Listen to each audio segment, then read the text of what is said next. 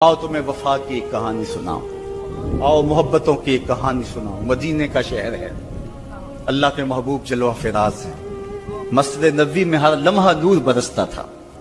आका तशरीफ फरमाते और सहाबा हुजूर के गिर्द यूं बैठते जिस तरह चांद के गिर्द हाला होता है और बदरे तमाम के गिर्द सितारे होते हैं। आका वाज़ो तलकीन करते, लोग सुनते, मन में उतारते, रूहों को ताजगी देते। एक छोटा सा बच्चा है जो नन्हे नन्हे पांव से चल के मस्जिद नबवी में पहुंच जाता है। नाम उसका उमैर है। बमुश्किल से बोलना सीखा है उसने। आका करीम अलैहिस्सलाम की खिदमत में कभी वो अपने चचा जुल्लास बिन सवैद के साथ जाता है, कभी वो अकेला भी चला जाता है। एक दिन उसका चाचा नहीं गया लेकिन बच्चा गया और हुजूर की बात सुनी। आका करीम ने आखिरत के बारे में, कयामत के बारे में नक्शा बयान किया। जब वो बच्चा वापस पलटा ना तो अपने चचा को कहता है, या अम्माहु समेत रसूल अल्लाह सल्लल्लाहु अलैहि वसल्लम युखबिरुना अनिस्सा हत्ता कअन्नी अराहा रायल ऐन। ऐ मेरे चचा, आज मैंने हुजूर को कयामत का जिक्र करते देखा है और हुजूर ने ऐसा जिक्र किया है कि कयामत का नक्शा मेरी आंखों के सामने आ गया था। ये बात जो है वो उस बच्चे ने अपने चचा को सुनाई, क्योंकि चचा आज गैर हाजिर था और बेटा चाह रहा था कि मैं अपने चचा को भी हुजूर की मजलिस से वो सुनी हुई बात बता दूं और जो महरूम हो गया इसकी महरूमियां दूर हो जाए। लेकिन उसका चाचा जुल्लास बिन सवैद अजली बदबख्त था। उसने कहा, वल्लाहि लौ काना मुहम्मदुन सादिकन लनहनु शर्रु मिनल हमीर। अल्लाह की कसम, अगर मोहम्मद सच्चा है ना तो हम गधों से भी फिर गए गुजरे। जब ये बात कही उसने तो उस बच्चे के पांव तले से जमीन निकल गई कि मेरा चचा क्या बोल रहा है। ये तो मुझे उंगली लगा कि मस्जिद नबवी में ले जाया करता था और इसने ये क्या बात कह दी, ये तो मुनाफिक निकला। अल्लाह अकबर। उस बच्चे की हैरत की इंतहा न रही कि ये क्या माजरा हो गया। उस बच्चे ने जो लफ्ज कहे अब सुनिए। उसने कहा, या अम्मी, ऐ मेरे चचा, वल्लाहि इन्नका कुन्ता मिन अहब्बिन नास इला कल्बी। अल्लाह की कसम, मेरे दिल को सबसे अच्छा अगर कोई लगता था बंदा तो वो तू था। मैं तेरे से प्यार करता था इसलिए तू मुझे उंगली से लगा के हुजूर की चौखट पे ले जाया करता। मुझे इसलिए तू पसंद था, मुझे कायनात में सबसे महबूब तू था। वल्लाहि लक़द अस्बहता अलआन अबग़दहुम इला कल्बी जमिया। और अब मेरी हालत यह है, जितना बुरा तू लगता है वल्लाह मुझे कोई भी नहीं लगता। या अम्मे अना बैनल इस्नतैन। हमारे माँ बाप कुर्बान उस बच्चे के। हज़रत उमैर बिन साद रज़ी अल्लाह ताला कहता, या अम्मे, ऐ मेरे चचा, वल्लाहि इन्नका कुन्त मिन अहब्बिन नास इला कल्बी। इस जमाने में सबसे प्यारा मुझे तू लगता था। वल्लाहि लक़द अस्बहता अलआन अबग़दुहुम इला कल्बी जमिया। और आज सबसे ज्यादा मुझे बुरा तू लगता है। आगे लफ्ज सुनिए बच्चे के, या अम्मे अना बैनल इस्नतैन। चचा जी, अब मैं ऐसे दोराहे पे खड़ा हो गया हूं। दो रास्ते जाते हैं। एक रास्ता तो मेरे लिए ये है, इम्मा अन अखून अल्लाह व रसूलहु फला उखबिरु रसूल। एक रास्ता तो ये है कि मैं अल्लाह और उसके रसूल से खयानत करूं और जो तेरी बात है वो रसूलुल्लाह को ना बताऊं। एक तो ये रास्ता है कि मैं हुजूर से खयानत करूं, अल्लाह से भी खयानत करूं, और जो तूने कहा है, जो तूने बदतमीजी की है, मैं वो बात हुजूर को ना बताऊं। व इम्मा अन उखबिर रसूला वलियकुम मा यकून। और दूसरा रास्ता मेरे पास ये है कि जो तूने कहा है मैं जाके हुजूर को बताऊं, फिर जो हो सो हो। बस अब मेरे पास दो ही रास्ते हैं। फकाला जुल्लास बिन सवैद, उसके चचा जुल्लास बिन सवैद ने कहा, अंता तिफलुन गिर्दुन ला युसद्दिकुका अन्नास फकुल मा शिता। तू ना समझ सा बच्चा है, छोटा सा बच्चा है, तेरी बात किसने माननी है, जा जो जी चाहता है कह ले। वो बच्चा उठा और हुजूर की मजलिस में पहुंच गया। हुजूर की चौखट पे हाजिर हुआ और वो बच्चा क्या कहता है, साहिबो, इन कानों से नहीं, इन जुमलों को दिल के कानों से सुनना है। और इस दुआ के साथ अल्लाह हमारी नस्ल को भी हुजूर का ऐसा प्यार दे, हुजूर की मोहब्बतें दे। वो क्या कहता है, या रसूल अल्लाह صلی اللہ علیہ وسلم الجلاس بن سوید خان اللہ و رسولہ، حضور جلاس بن سوید نے اللہ اور اس کے رسول سے خیانت کی ہے، وہو عمی، اور میرا چچا لگتا ہے۔ اگلے لفظ سنیے، وقد تبرأت الی اللہ ثم الیک منہ، حضور میں پہلے اللہ کے حضور پھر آپ کے حضور اس سے بیزاری کا اعلان کرتا ہوں۔ حضور میرا اس سے کوئی تعلق نہیں ہے، میرا اس سے کوئی واسطہ نہیں ہے۔ میں اللہ سے بھی کہتا ہوں میرے مالک، میرا چچا سے کوئی تعلق نہیں ہے کیونکہ وہ تیرے محمد کا دشمن ہے۔ حضور میں آپ سے بھی کہتا ہوں کہ میرا میرے چچا سے کوئی تعلق نہیں ہے کیونکہ وہ آپ کا دشمن ہے۔ قالا وماذا قال، حضور نے فرمایا بچے اس نے کیا کہا ہے؟ بچے نے ساری کہانی سنا دی کہ میں نے آپ کی تقریر سنی، آپ کی گفتگو سنی اور جا کے بتائی تو اس نے کہا کہ اگر وہ سچے ہیں تو پھر تو ہم گدھوں سے بدتر ہو گئے۔ حضور نے صحابہ کو بلایا، کہا کہ یہ واقعہ پیش آیا ہے، بتاؤ کیا کریں؟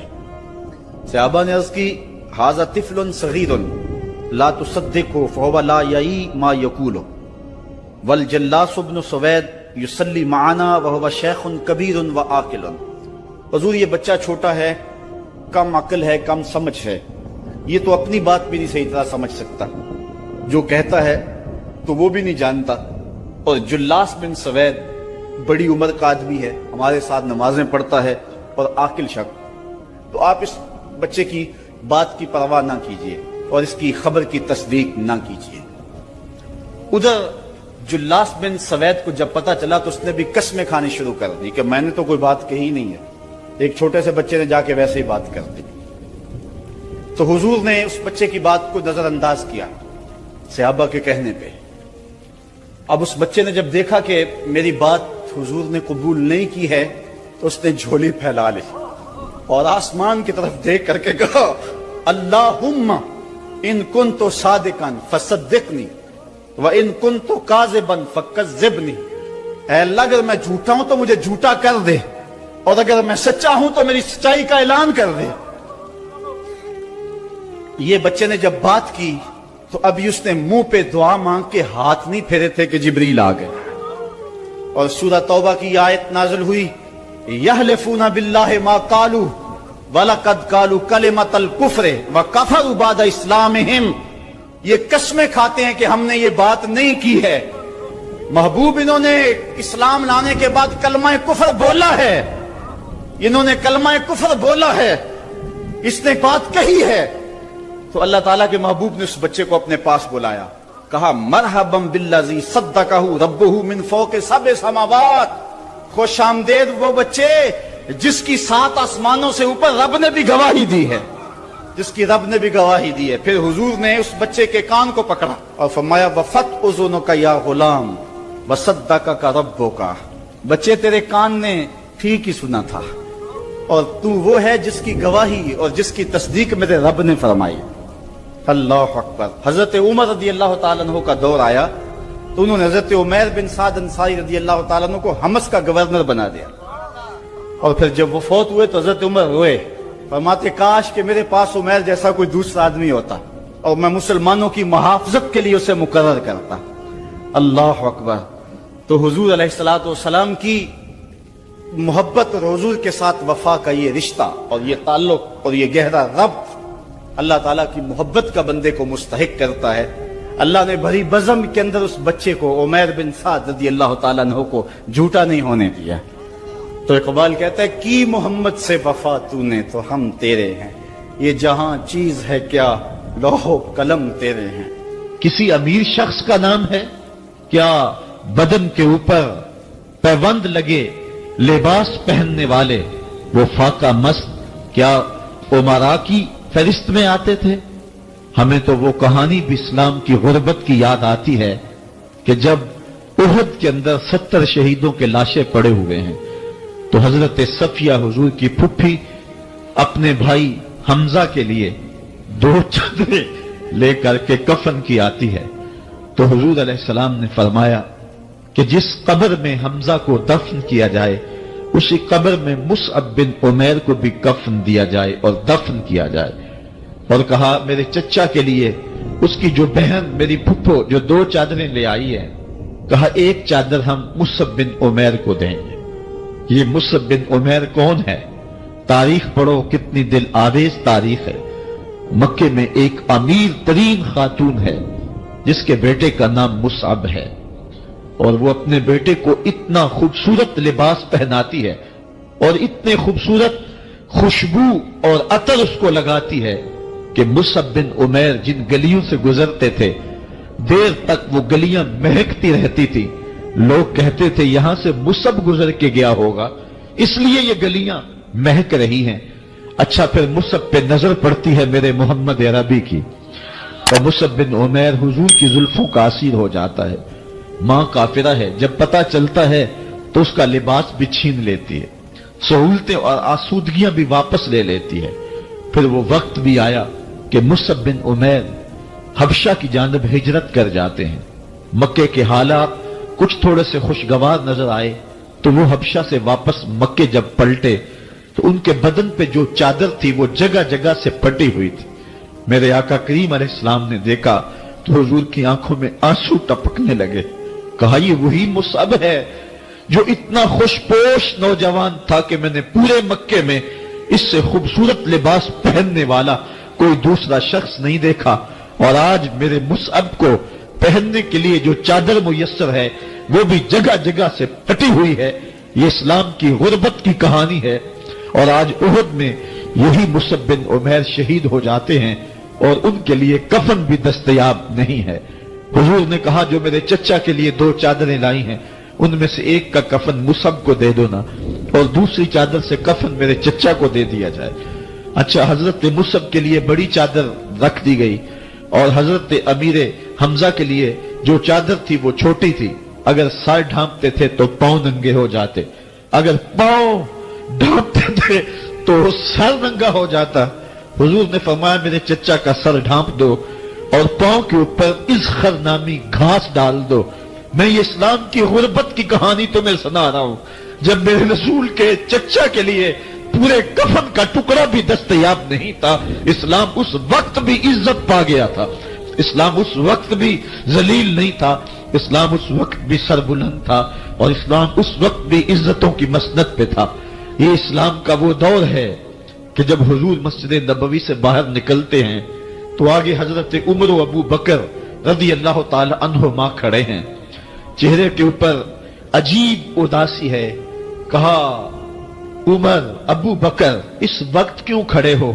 अर्ज की हुजूर, भूख ने घर में टिकने नहीं दिया।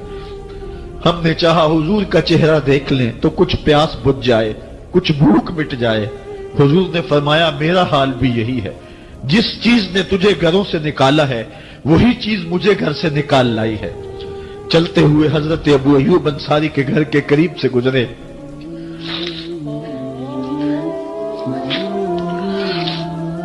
हुजूर की खुशबू पाके वो बाहर आ गए।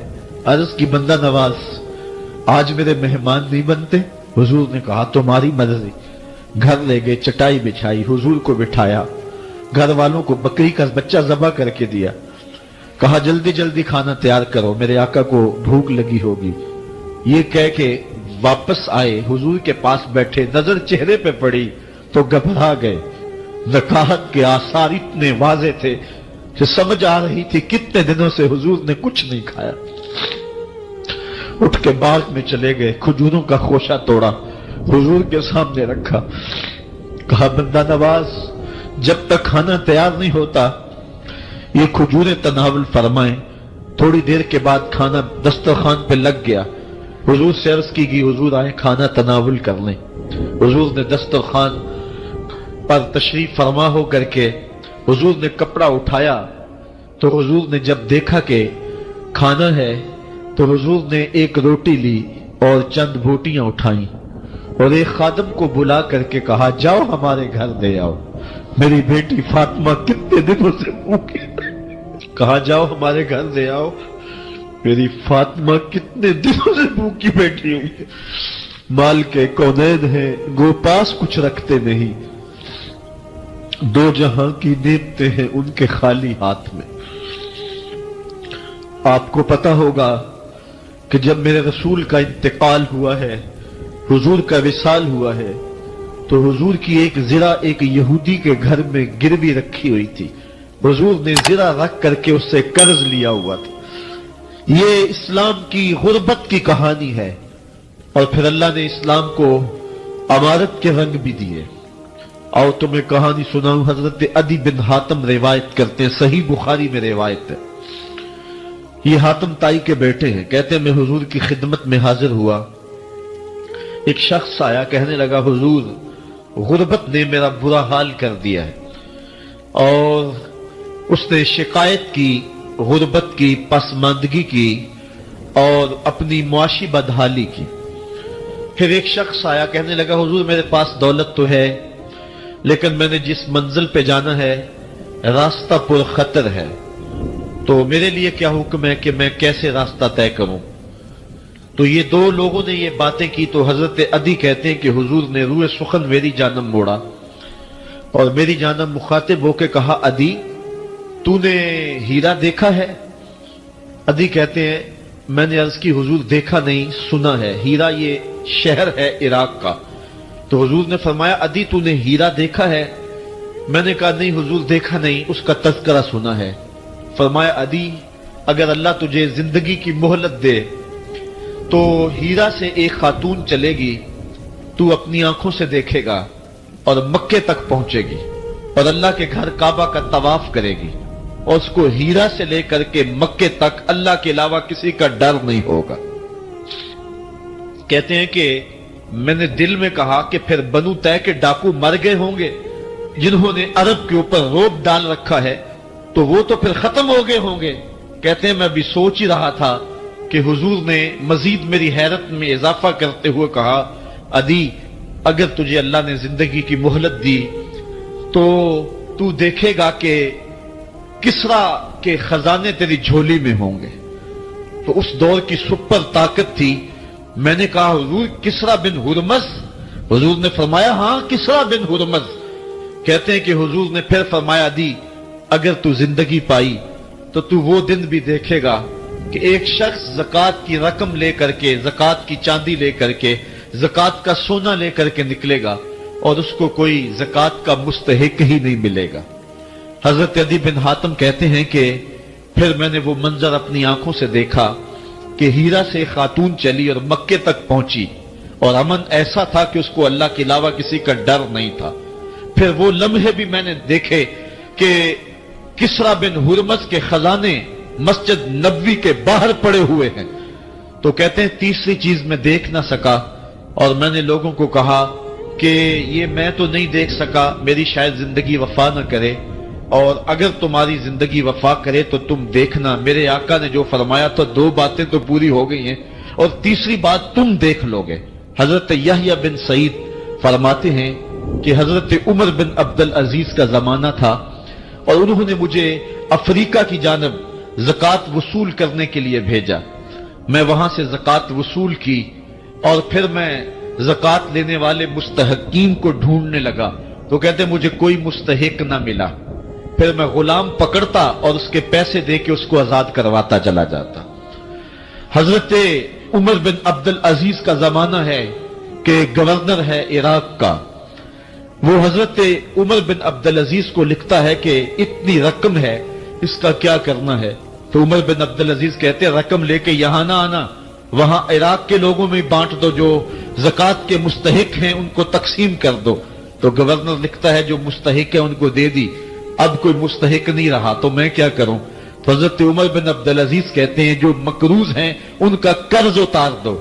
तो कहते हैं कि हां कर्ज भी मैंने उतार दिया है, रकम फिर भी बच रही है, क्या करूं।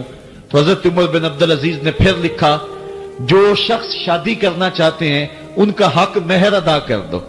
मैंने कहा कि वो भी कर दिया है, रकम फिर भी बच गई, अब क्या करूं। तो हजरत उमर बिन अब्दुल अजीज ने मुझे लिखा कि जो गैर मुस्लिम हैं जिन्होंने टैक्स दिया हुआ है, जितना टैक्स दिया है उससे दुगने पैसे उनको कर्जे में दे दो और उनको कहो जाओ इसका कारोबार करो, खेती बाड़ी करो, और साथ उन्हें यह भी कह देना कर्ज की फिक्र ना करना, اور زیادہ اس میں پریشان نہ ہونا، جب دے سکو گے دے دینا. یہ دور بھی پھر اسلام نے دیکھا اور یہ گھڑیاں بھی دیکھی جب چیتھڑے پہنے ہوئے تھے، جب پیوند لگے لباس پہنے تھے، جب پیٹ میں ڈالنے کے لقمہ بھی نہیں تھا. اللہ کا دین اس وقت بھی غالب تھا. اور جب گلیوں کے اندر ریشم بکھرا ہوا ہوتا تھا، کوئی اٹھانے والا نہیں تھا، دین اس وقت بھی غالب تھا. دین کا غالب ہونا یا نہ ہونا، اس کا تعلق جو ہے وہ مال و دولت سے نہیں ہے. اقبال کہتا ہے کہ زوال بندائے مومن کا بے زری سے نہیں، مومن کا زوال بے زری سے نہیں ہے، بلکہ اس کا سبب کوئی اور ہے. وہ سبب ڈھونڈنا ہے کہ ہم دنیا میں رسوا ہو کے کیوں رہ گئے، ہم زمانے کے سامنے تماشا کیوں بن کے رہ گئے، آج نبی کی امت پوری کائنات میں رسوا ہو کے کیوں رہ گئی. آج ہمارا تماشا دیکھا جا رہا ہے، آج بھوکے کتوں کو ہماری بے شمار بہنوں کے اوپر چھوڑا جا رہا ہے اور اس کا تماشا دیکھا جا رہا ہے.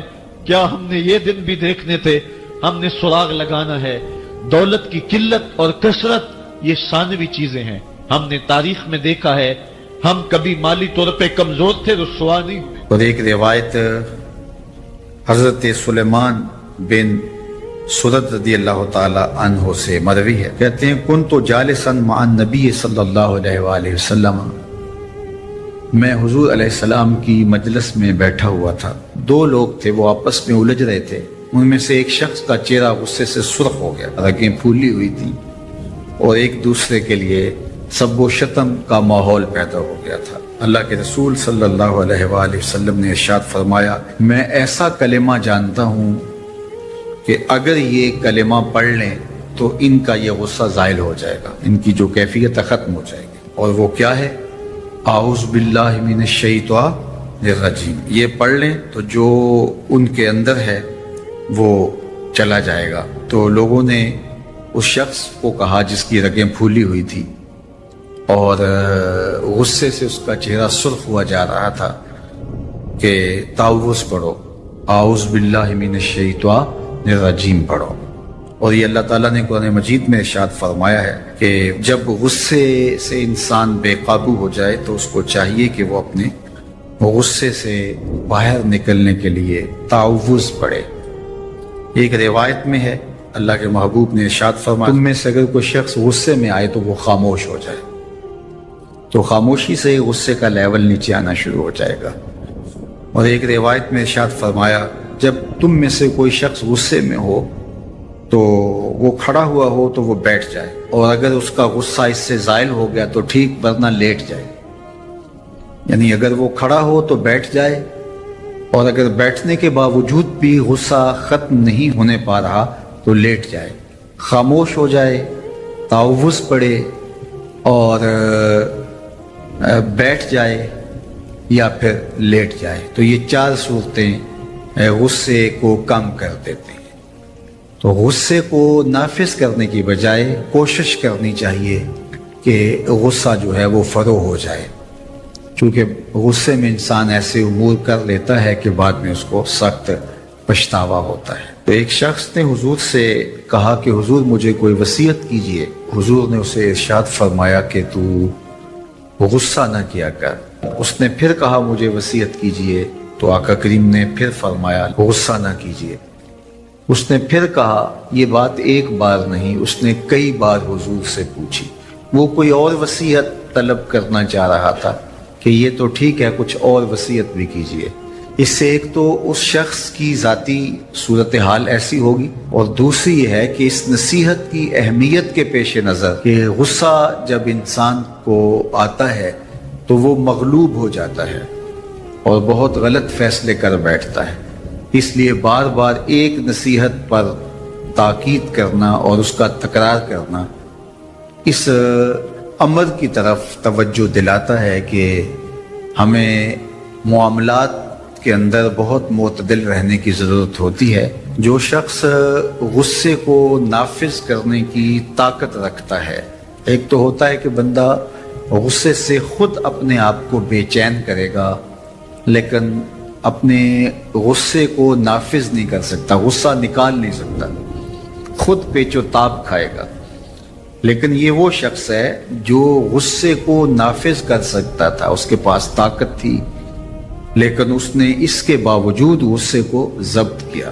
حضور علیہ السلام نے ارشاد فرمایا قیامت کے دن اللہ تعالیٰ لوگوں کے سامنے اسے بلائے گا تو اللہ تعالیٰ اسے اختیار دے گا کہ جنت کی حوروں میں سے جس کے ساتھ تم نکاح کرنا چاہتے ہو، جس کے ساتھ تم رہنا چاہتے ہو، تمہیں اس کا اختیار دیا گیا ہے، اس لیے کہ تم نے اپنے غصے کو ضبط کیا، اس کو نافذ کرنے کی طاقت کے۔ یہ بھی ہوتا ہے کہ کسی کو کسی عمل خیر کی توفیق ہو جاتی ہے تو وہ اس پر اللہ کا شکر کرنے کی بجائے دوسرے لوگوں کو جو فی الحال اس توفیق سے محروم ہیں حقارت کی نظر سے دیکھنا شروع کر دیتا ہے۔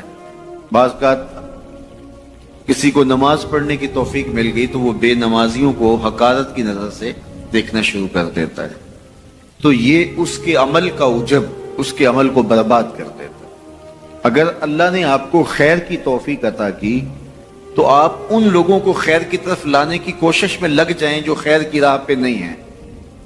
بے نمازیوں کو نماز کا عادی بنانے کے لیے آپ کی جد و جہد شروع ہو جانی چاہیے کہ یہ خیر مجھے نصیب ہوا تو اس کو بھی نصیب ہو جائے، نہ یہ کہ آپ کسی کو حقارت کی نظر سے دیکھیں اور خود پسندی کے مرض میں مبتلا ہو جائیں کہ دیکھو میں نمازی ہوں اور میرے پاس یہ ہے اور فلاں کے پاس یہ نہیں ہے۔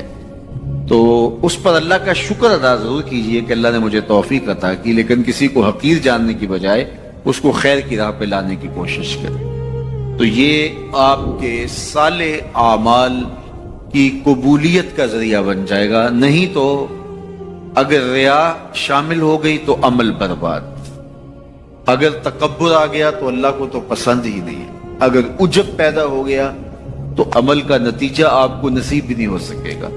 اس لیے عمل خالص ہو، صرف رضائے الہی کے لیے ہو، وہ عمل مرد نے کیا ہے یا عورت نے کیا ہے اس سے غرض نہیں ہے، شرط ہے کہ ایمان کے ساتھ اس نے صالح اعمال کا ذخیرہ جمع کیا ہے تو اس کو اللہ تعالیٰ جل شانہ ستھری، پاکیزہ، مطمئن اور خوبصورت زندگی عطا کرتا۔ اب وہ خوبصورت زندگی حیات طیبہ کیا ہے تو سنیے، حضرت